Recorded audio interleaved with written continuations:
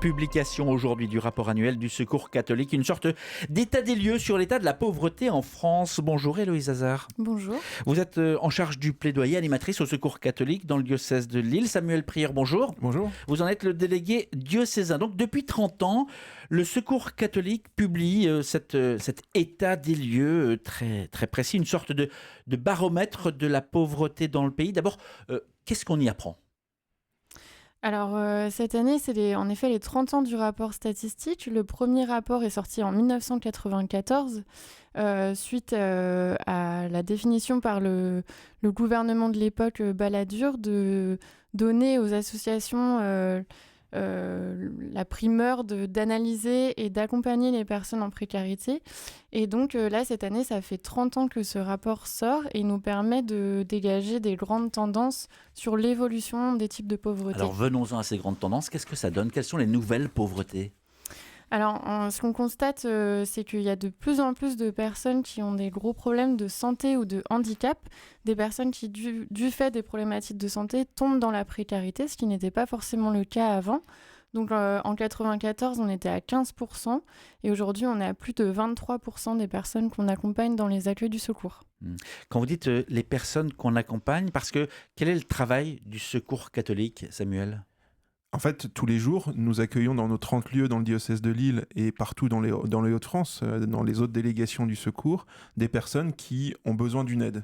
Et puis, il y a tout l'accompagnement qui est fait par les bénévoles.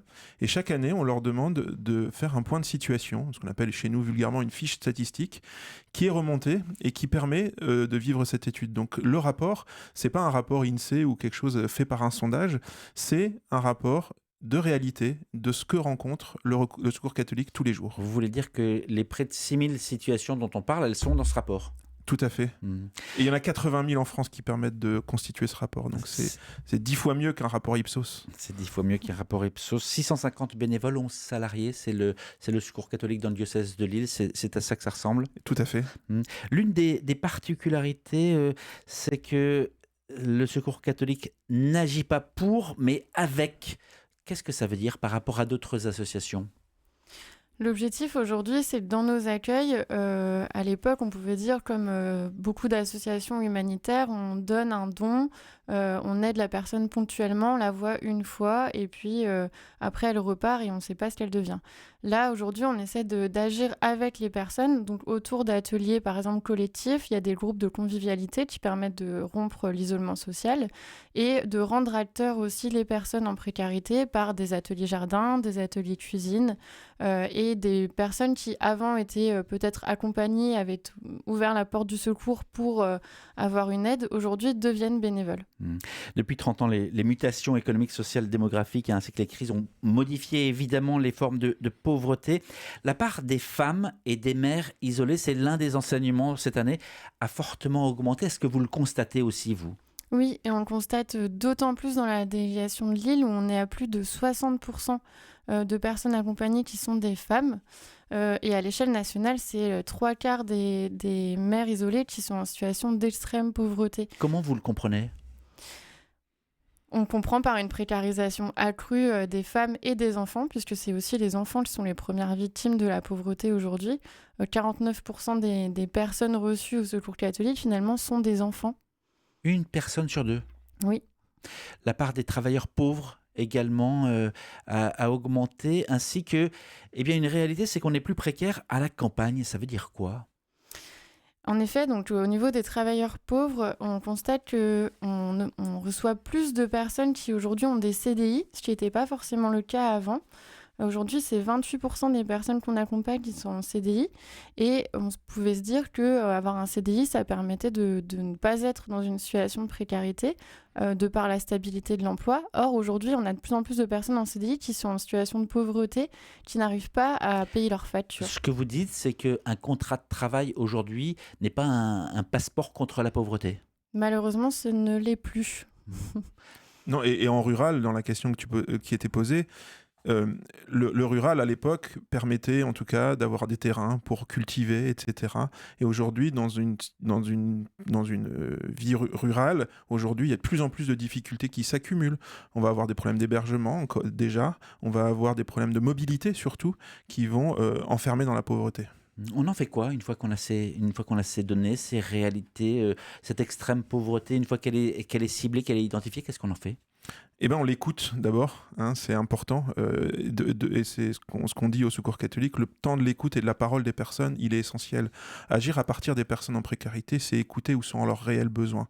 Et nous, on les écoute dans le quotidien. Et puis derrière, on se retrousse les manches et on se dit, qu'est-ce qu'on en fait? Avec les personnes, on a souvent des solutions qui se dessinent assez facilement.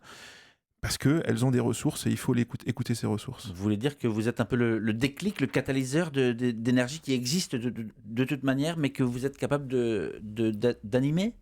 On essaie, en tout cas, que déjà les personnes se rencontrent, se voient, partagent leurs problématiques, puisqu'en fait, souvent, quand on est dans une situation de précarité, il y a de plus en plus un sentiment de honte et de déclassification. Donc, les personnes peuvent se dire, je reste chez moi, je suis dans ma galère et je vais voir une assistante sociale seule. Mais là, aujourd'hui, ce qu'on essaie de faire dans les lieux de rencontre du Secours catholique, c'est que ces personnes se voient, se rencontrent, retrouvent une estime d'elles-mêmes pour que, concrètement, ensemble, elles puissent aussi se battre contre les causes de la pauvreté dont elles sont victimes. J'ai vu l'un des portraits aussi, c'est une femme isolée de 50 ans en milieu rural, cassée par des petits boulots et isolée socialement. Comment on rompt cette spirale? On vient proposer justement de la rencontre. On vient proposer des moments de participation, parce que le lien social recrée de la confiance en soi. Et donc, il y a un principe assez fort au Secours catholique qu'on va beaucoup retrouver dans les Hauts-de-France notamment, ce sont les lieux d'accueil qui ouvrent des groupes conviviaux. Donc un groupe où on se réunit une fois par semaine et on prend le temps d'échanger. Enfin, et ça fait 50% du boulot. Mais enfin, Samuel Prieur, Héloïse Hazard, c'est pas avec ça qu'on remplit le frigo. Non, mais on fait avancer beaucoup de choses parce que la confiance en soi, elle est importante. Mais évidemment, derrière, on n'est pas dupe. Il faut remplir le frigo, etc. Donc, c'est la question de qu'est-ce qu'on mène en plaidoyer, en lutte contre les injustices, c'est le mot qui est plutôt choisi par les personnes en précarité, pour que demain, chacun puisse, avec ses revenus, vivre dignement. Il ne faut pas se battre pour plus de dons alimentaires, il faut se battre pour que les gens aient de plus en plus de revenus pour pouvoir vivre décemment. Pour la justice. C'est ce que vous dites. Monseigneur Rodin, qui a fondé le Secours catholique le 8 septembre 1946, c'était juste après la Seconde Guerre, fondé par l'Assemblée des évêques à Lourdes. Il a cette phrase qui tue le game en quelque sorte. Nul n'est trop pauvre pour n'avoir rien à partager, nul n'est trop riche pour n'avoir rien à recevoir, c'est la base? Oui, croire que les pauvres sont en capacité de se relever, c'est un essentiel du moment. Et puis la solidarité, c'est croire que les riches, nous aussi, doivent apprendre de tout ça. Quand on est dans un local du Secours catholique, je mets au défi quiconque de savoir qui est le riche, qui est le pauvre. C'est pas, notre public est assez diversifié, à la fois bénévole et personnes accueillies, pour ne pas se rendre compte de qui est qui. Et mais en fait, chacun apprend de l'autre. Moi, j'ai souvent appris de personnes en précarité. L'expérience de la débrouille, par exemple, c'est quelque chose qu'on oublie. Quand on fait un CV, on met des expériences professionnelles, etc. Mais on oublie que les personnes, quand elles vivent la galère, elles ont une expérience de la débrouille qui est énorme et qui sort des situations. J'ai déjà vu dans un accueil où une personne posait une situation administrative et en fait, c'était pas le secours ni quelqu'un d'autre qui avait une expertise pour sortir la personne de la situation, mais c'était l'autre personne en face qui était aussi dans la galère qui l'a aidé à trouver la solution pour son problème. Donc il faut croire en la capacité de chacun à apporter sa pierre à l'édifice. Dans cet état de la pauvreté en France 2025, est-ce qu'il y a des particularités, des spécificités justement sur notre région, sur le Nord? Alors sur le Nord, on a quand même une part de personnes de nationalité étrangère qui a triplé en 30 ans. Donc à l'époque, on était à autour de 20%, on est aujourd'hui à 60% de personnes accueillies. Et on ne parle pas seulement de personnes qui veulent aller en Angleterre? Non, là c'est vraiment, on est majoritairement d'ailleurs dans la délégation de Lille sur des personnes qui souhaitent s'installer ou qui sont en France depuis très longtemps. Mais qu'est-ce que ça veut dire que l'administration ne fait pas son job? Alors, il y a plusieurs problèmes qu'on peut analyser suite à ça. C'est qu'il y a une partie politique, de fait, qui aujourd'hui restreint l'accès au séjour à de plus en plus de personnes. Aujourd'hui, on a plus de personnes qui sont en statut administratif instable, donc c'est-à-dire sans titre de séjour longue durée, qui fait qu'aujourd'hui, on est à plus de 2 tiers des personnes rencontrées de nationalité étrangère qui sont en statut instable. Et du coup, en logement instable, et la plupart d'entre elles également sans ressources. La France est l'un des pays les plus protecteurs d'Europe grâce à son modèle social. Est-ce que c'est suffisant pour lutter contre la pauvreté, la précarité ? Bah, non, c'est pas suffisant. Quand on regarde le revenu médian des personnes qu'on accompagne, c'est un peu plus de 500 euros. Et je mets au défi quiconque de vivre avec 500 euros pour se nourrir, se loger, etc. Donc les minima sociaux, on croit ce qu'on veut croire, mais en tout cas, nous, la réalité, on la voit, c'est qu'on ne vit pas des minima sociaux en France, on survit avec les minima sociaux. Et donc, il faudrait les revaloriser aujourd'hui pour que chacun puisse vivre dignement et laisser le temps à chacun de construire une vie dans des revenus dignes. Et je vous l'assure, les gens qu'on accompagne ne cherchent pas à rester aux minima sociaux. Ils ont envie de vivre mieux parce qu'avec 500 balles par mois, on ne vit pas. Comment faites-vous au Secours catholique pour ne pas tomber dans un militantisme exacerbé quand vous voyez des situations comme ça ? Bah, c'est difficile parce qu'on a une forme de militantisme en nous, évidemment, parce qu'on se bat pour un projet qui est lutter contre la précarité, ses causes et ses conséquences. Donc intrinsèquement, on a une forme de militantisme. Alors c'est un mot qui fait parfois peur, mais c'est surtout un mot qui dit le combat qu'on a envie de mener pour les personnes. Et donc quand on voit une personne en précarité dans la rue, aujourd'hui l'hiver vient de tomber, on a vu la neige qui tombe assez fortement. Pensons aux personnes qui, aujourd'hui, ne chauffent plus leur logement parce qu'ils n'ont plus les moyens de le faire. Pensons aux personnes qui sautent des repas parce que leur revenu ne leur permet pas de les payer, etc. Ce n'est pas du militantisme, c'est un réalisme qui est face à nous et sur lequel, si on veut que ça change, si on veut que la société aille mieux, il faut pouvoir aider encore plus les personnes en précarité. On doit, je disais tout à l'heure, c'est un baromètre. Votre rapport, c'est un baromètre, mais c'est pas ça qui va changer le temps. Qu'est-ce qu'on fait pour lutter contre l'indifférence ambiante ? En tout cas, c'est un baromètre qui permet d'analyser un peu plus précisément les causes et les structures de la pauvreté. Et en fait, on ne peut pas créer des politiques publiques correspondantes aux problématiques si on n'a pas de baromètre ou d'indicateur. Donc c'est un indicateur qui permet de comprendre qui sont les personnes en pauvreté aujourd'hui, à quoi c'est dû et du coup, comment on peut concrètement lutter contre ces causes aujourd'hui. Donc le Secours catholique est là pour proposer des solutions, notamment dans le cadre des différentes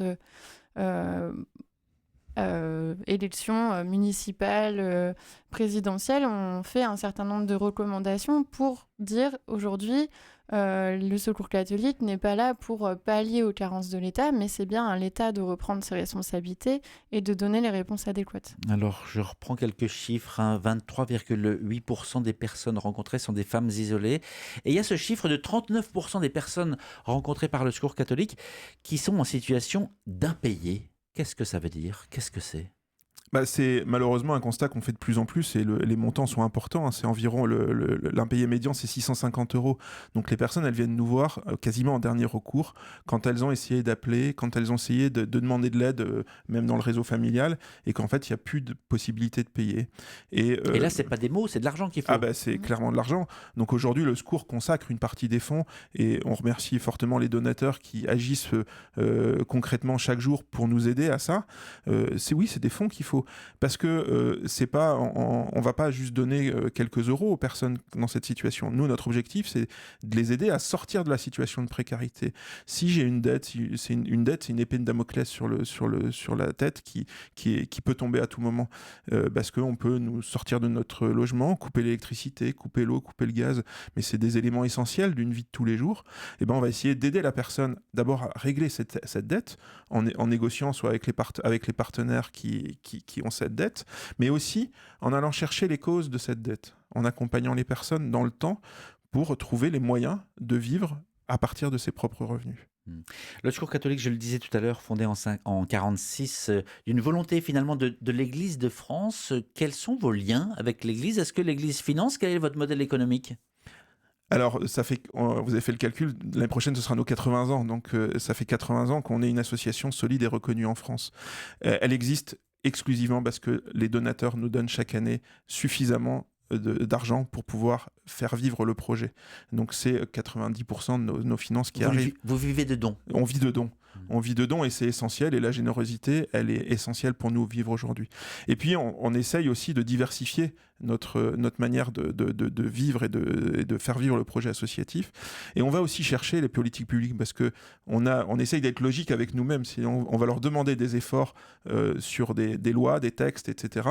Puis on va aussi leur demander des efforts sur des soutiens à notre action. Si vous croyez en notre action, soutenez l'action. Et donc, on peut remercier aussi beaucoup de mairies ici dans le diocèse de Lille qui, même si c'est parfois pas grand-chose, 200 € chaque année, mais soutiennent le Secours catholique. Et bien, ces petites sommes cumulées, et parfois un peu plus importantes, font vivre aussi une partie de l'association.